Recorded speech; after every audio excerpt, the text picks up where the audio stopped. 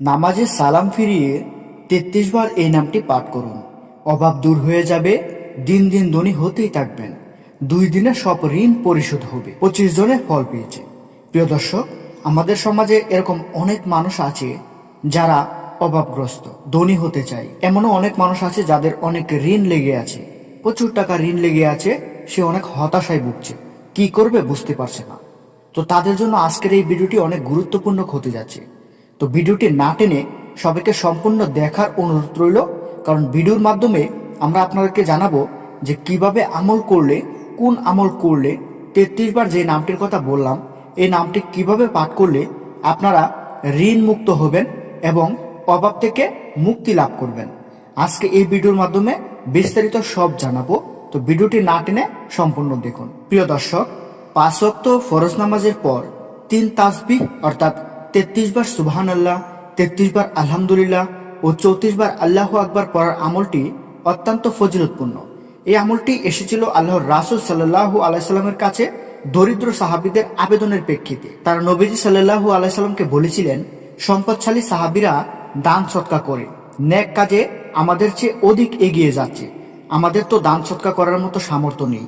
তখন নবীজি সাল্লাল্লাহু আলাইহি সাল্লাম তাদেরকে এই আমলটির কথা বললেন। আমলটি হচ্ছে 33 বার সুবহানাল্লাহ, 33 বার আলহামদুলিল্লাহ ও 34 বার আল্লাহু আকবার। নামাজের পরে কেউ যদি সালাম ফিরিয়ে এই আমলগুলো করে তাহলে সে অবশ্যই ফল পাবে। তারপর একটি হাদিসে এসেছে, আবু জর বলেন, নবীজি সাল্লাল্লাহু আলাইহি সাল্লামকে বলা হলো, হে আল্লাহর রাসূল, বিত্তবান লোকেরা সবের ক্ষেত্রে আমাদের থেকে এগিয়ে গেছে। আমরা যা বলি তারাও তো বলে এবং তারা ধন সম্পদ ব্যয় করে, কিন্তু আমরা তা পারি না। নবীজি সাল্লাল্লাহু আলাইহি সাল্লাম তখন এই কথা শুনে বললেন, আমি আপনাদের এমন আমল বলে দিচ্ছি যা আমল আপনারা আপনাদের অগ্রবর্তীদের ধরতে পারবেন এবং আপনারা যাদের অগ্রবর্তী তারা আপনাদের অতিক্রম করতে পারবে না। এবং নবীজি সেই আমলটির কথা বলেন যে আমলটি আপনারা নামাজ পড়ে সালাম ফিরিয়ে তারপর পড়েন। এটি হচ্ছে প্রতি ওয়াক্ত নামাজের পর আলহামদুলিল্লাহ, সুবহানাল্লাহ এবং আল্লাহু আকবার 33 বার এবং 34 বার পাঠ করলে এই ফলগুলো আপনারা পাবেন। সুনানে ইবনে মাজাহ 927 নং আয়াতে এই হাদিসটি বর্ণিত আছে। তারপর সওয়াব অর্জনের পথ অনেক দরিদ্র সাহাবীরা যে ধারণা করেছিলেন যে দান সৎকার সুযোগ পাওয়ার কারণে সম্পদশালী সাহাবীরা সওয়াবের ক্ষেত্রে এগিয়ে যাচ্ছে, দরিদ্রের সৎকার করার সামর্থ্য নেই বলে তারা পিছিয়ে থাকছে, এই ধারণাও সঠিক ছিল না।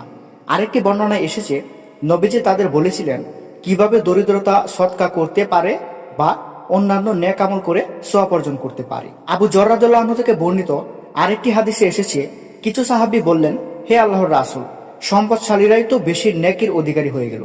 তারা নামাজ পড়ছে যেমন আমরা নামাজ পড়ছি, তারা রোজা রাখছে যেমন আমরা রাখছি, এবং নিজেদের প্রয়োজন অতিরিক্ত সম্পদ থেকে তারা সৎকা করছে। নবী সাল্লাল্লাহু আলাইহি ওয়াসাল্লাম তখন একই কথা বললেন যে তোমরা নামাজের পরে যে নিঃসন্দেহে প্রত্যেক তাসবিহ সৎকা, প্রত্যেক তাকবীর সৎকা, প্রত্যেক তাহলিল সৎকা, ভালো কাজের নির্দেশ দেওয়া সৎকা ও মন্দ কাজ থেকে নিষেধ করা সৎকা এবং স্ত্রী মিলন করাও সৎকা। অর্থাৎ সৎকা না করতে পারলেও তারা জিকির করে সওয়াব অর্জন করতে পারবে। একইভাবে দরিদ্রের মধ্যে থাকা সত্ত্বেও গুনাহ থেকে বেঁচে তাকওয়ার পথে থাকা, পরিবার পরিজনের উপর উপার্জন এবং তাদের সাথে উত্তম আচরণের মাধ্যমেও তারা সওয়াব অর্জন করতে পারবে। এবং নামাজের পর এই তাসবিহগুলো পাঠ করলে সে যদি ঋণগ্রস্ত থাকে তাহলে আল্লাহ তাআলা তাকে ঋণ মুক্ত করে দিবে, অভাবমুক্ত করে দিবে এবং সে দিন দিন ধনী হতেই থাকবে।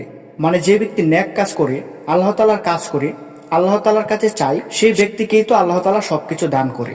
তাই বেশি বেশি করে আল্লাহর কাছে চাইতে হবে, মনটা পরিষ্কার করতে হবে এবং আপনি যাতে বিপদ থেকে মুক্তি হয়ে যান সেই জন্য আল্লাহ তাআলার কাছে চাইতে হবে, তাহলে আল্লাহ তাআলা আপনাকে দান করবে। তো আল্লাহ তাআলা আমাদের সবাইকে আমলটি করার তৌফিক দান করুক। ভিডিওটি ভালো লাগলে অবশ্যই একটি লাইক করবেন, আমাদের চ্যানেলে নতুন হয়ে থাকলে অবশ্যই সাবস্ক্রাইব করবেন।